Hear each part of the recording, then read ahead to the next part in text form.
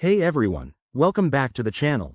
If you're diving into trading on Robinhood, especially in 2025, knowing how to set stop loss and take profit orders is a game changer. These tools help you protect your investments and lock in gains without constantly monitoring the market. In this full guide, we'll break it all down step by step, so you can trade smarter and with more confidence. Let's jump right in. First things first, what's a stop loss? It's an order that automatically sells your stock if its price drops to a certain level, helping you cut losses before they spiral out of control.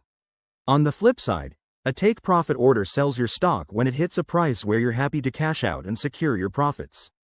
Think of them as your trading safety nets, essential for both beginners and seasoned investors.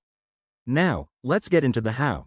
Start by opening the Robinhood app on your phone or computer and logging in. Navigate to your portfolio or search for the stock you want to trade. Once you select the stock, tap on it to view the details page. Next, hit the Trade button. You'll see various order types. Look for the options to set a stop loss or limit order. For stop loss, choose the stop order type and enter the price at which you want to sell. It's that simple. For take profit, select a limit sell order and set your target price. Double-check everything, like the quantity and order duration, then confirm to place it.